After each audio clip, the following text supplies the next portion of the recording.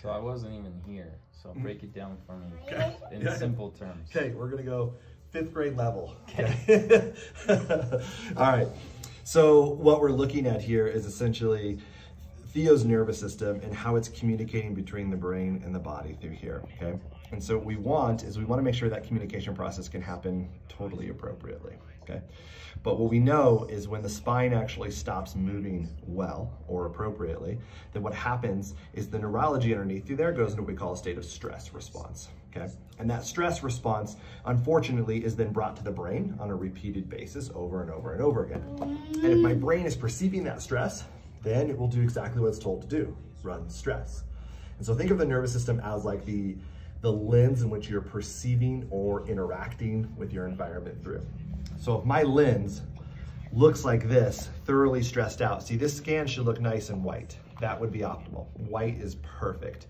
That means there's clear information transmitting between brain and body. There's not an overload of stress response hitting the brain. Okay, but we see here, so this is Theo's first scans right at the top through here. These are his first scans we ever completed with him.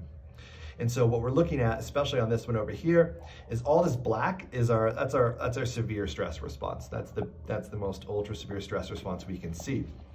And so we didn't have a lot of white. We had one area where we had a little bit of white. And so Theo, as he was interacting with his environment, unfortunately was interacting through a stress response. So if he's going to interact through a stress response, the options for him of having a proper outcome on the other end is literally impossible, right? So what we're looking at is, in the beginning, we had a lot going on top and bottom here. So this scan through here, we want to see nice and white as well. This is utilizing a technology called thermography. And so this is looking at areas where there's a lot of inflammation building up. The spine's not moving well in these areas, okay? So white is good. Green is a mild stress response. Blue is moderate. Red is this severe. But if you remember way back when we talked a lot about, we said there's a gas and a brake pedal in the body. And the brake pedal is that resting, relaxing, digesting, immune system response. That's the response we want Theo to live in all the time. The unfortunate part is the brake pedal happens to live up top and it lives down low. So we look at where most of the severe stress response was happening was up top and down low, thus in not allowing his brake pedal to engage very well. Okay. So that inability for the brake pedal to engage inappropriately then created all this stress response over here. Okay. And now what we looked at over here, so he was 1,130. Okay. This number should be 100. Okay. I remember you saying it was so high. Yeah, we were pumping, but that's not uncommon for my sensory kiddos or kiddos with autism or even some ADHD kiddos, but especially that sensory autism world like that. Okay. That's going to be really high. Why? Because that's what they're living life through, is that 1,000% where they're just kind of hyped up, right?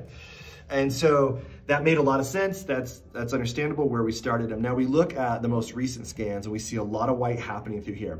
We talked about the scan and the stress kind of moving down and out, and that's what's happened through here. So we see a little bit building up down low, still in that lower brake pedal area. So we don't want that there, but we don't have to see Theo as nearly as often as we were to get rid of that, okay? Kind of same situation through here too. We see obviously dramatically different though. Let's look at all this white through here. Seriously. Right, a little bit of green down low through here, so a little bit of mild stress response. And then we get into a little bit way down low at that S1 area in that sacrum, okay? Again, very similar to this scan where we see it moving down and out. But we look at this number over here, we're at 130 over here, right? Shut up. Yeah, so we drop down just 100%. Yeah, we're getting down there. So that means Theo can live through a well-functioning nervous system. He can perceive through it. He adapts better with that. When you have this much stress in your neurology, you don't adapt well to your environment. That's plain and simple. When your stress is way down in your neurology and you can function and perceive through that environment better, then you start to have the better outcome in the end.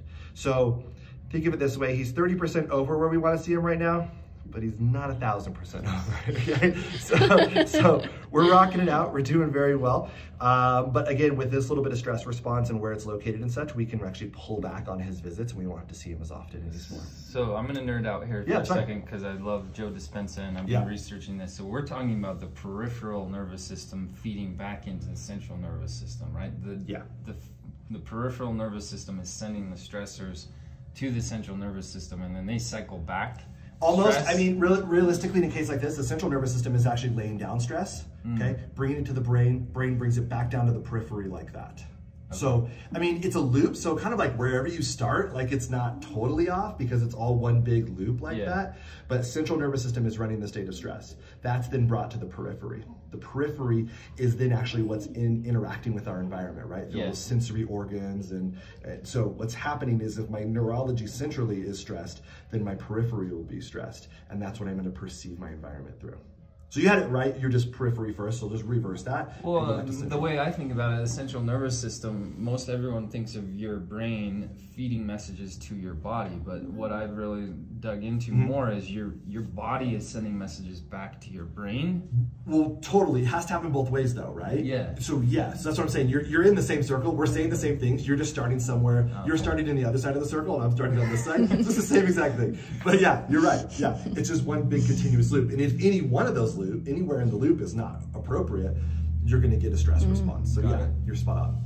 Okay. Yeah, so this is fantastic. This is what we were hoping to see when we started this journey with Theo. This we're hoping to see for any kiddo is that their neurology can communicate better. This, we've talked a lot about this, is this creates one big thing that I think people, like, I want parents to understand this more than anything. This creates connection, right? Connection in huge ways, not just when we think of like, oh, I'm just connecting with people, but connecting with your environment, connecting with every aspect you're doing in daily life, whether that's other therapies, whether that is parents, which is absolutely huge, right? We brought a patient on the other day, and she wrote in what, basically we have a little line at the very bottom of the paperwork. It says, what can we help you with, or what are you hoping to achieve? And she says, I want to connect with my child. And I was like, boom, high five, you're in the right area. Because that's what we do all day, is we allow you to connect better, because you connect through your neurology. If your neurology is not working, you're not going to be connected, you're going to be disconnected. And that can show up in myriad of different symptomatology. Sensory processing, autism, ADHD, these big things that we label are just signs of disconnection, if you will. Well, our family has even stated, like, Theo's awareness and his interaction with others is so much better, and it's exactly what you're talking about. The connection is, his interaction with other kids is way better than it's ever been before. Yeah, I love that awareness too. That's so spot on with that. Like, being aware of the environment, being able to understand the information that's coming in, and then processing it appropriately is all in the neurology. Awesome. So he's rocking it. It's doing well. Thanks so much, Dr. Nathan. Yeah.